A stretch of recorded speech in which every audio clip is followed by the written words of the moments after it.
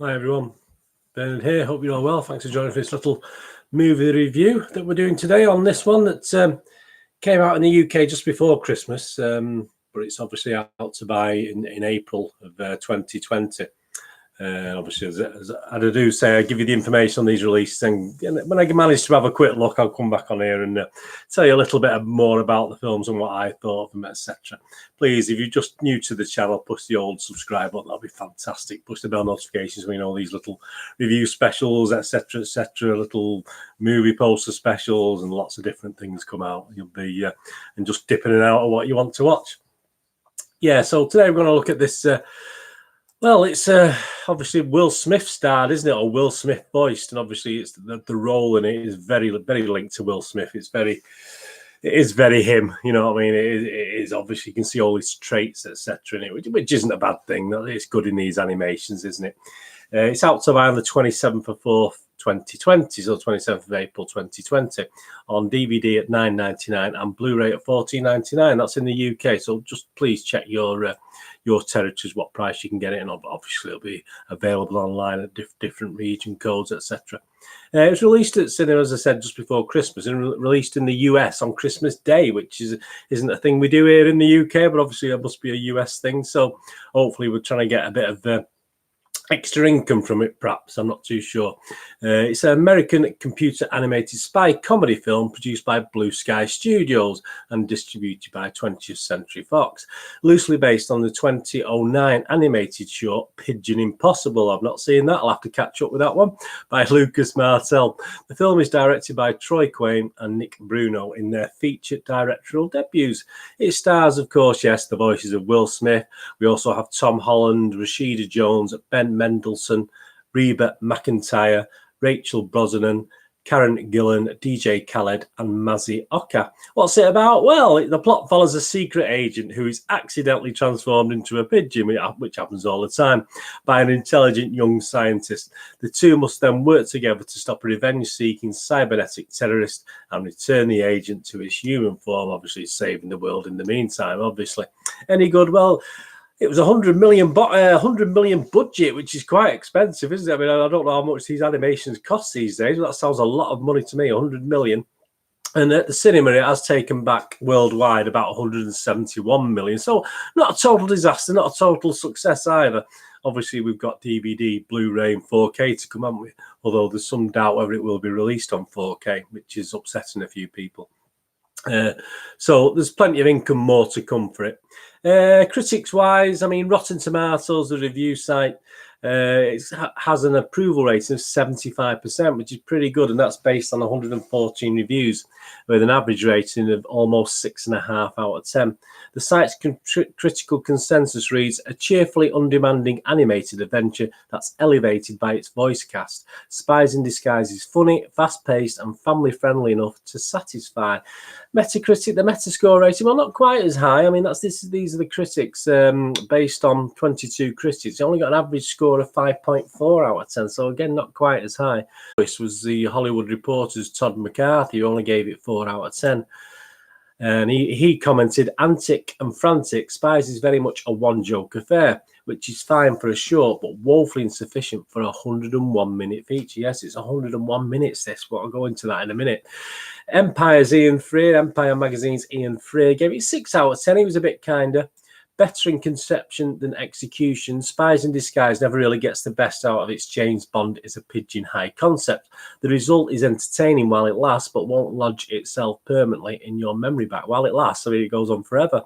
Entertainment Weekly's Christian Holland, he's the most generous on it. He gave it 7.5 out of 10 and wrote, it's a proud piece of family entertainment with a good heart, an eye for inventive action, and delightfully wacky sense of humour. Internet Movie Database, Joe Public, you and me, the users who spent the hard-earned cash watching this at the cinema, it's getting a 6.8 out of 10, so that's a healthy score. Nothing wrong with that. That's, you know, it doesn't sound much, but that's a pretty good score. We had such comments as quite a nice surprise, 6 out of 10. The movie is boring, but nice message, 5 out of 10. Better than expected, 8 out of 10.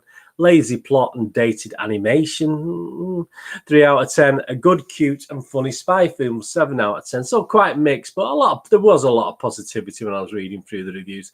My little thoughts on it, my little review for Movie Game Nostalgia. I mean, I can go back to 2005, and I've got good memories of the film Valiant, which you may not have seen. If you've not watched Valiant, please go back and watch. If you like this film, you'll love Valiant. Valiant's superb. It had the voices of such Ewan McGregor, Ricky Gervais, and Tim Curry.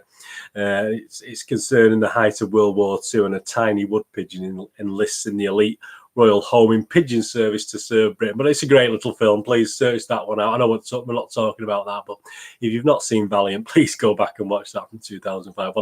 I did have posters for that. I do my posters. I did have posters, but unfortunately I don't have any anymore now. So that's a great shame. Anyway, back to this little one.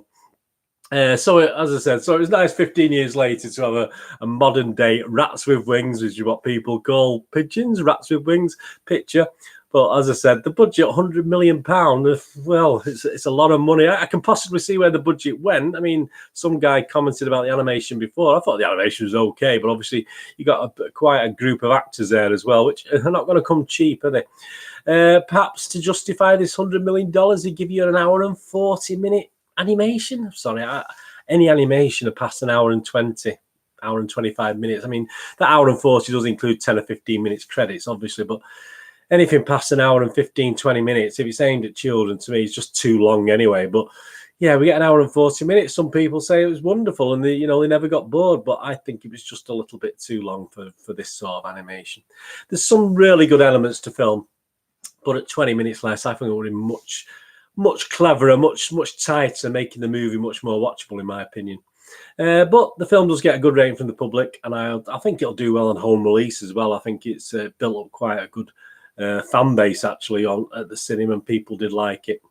And I mean, the saving grace for me obviously was the voice and presence, because you feel as though it is Will Smith, and this helped to make the film not be totally forgettable, in my opinion, and did help the film along. Actually, it's probably helped it get a few dollars back at the box office as well. The stars of the film, the characters were pretty, with the human type characters, I thought, of the week.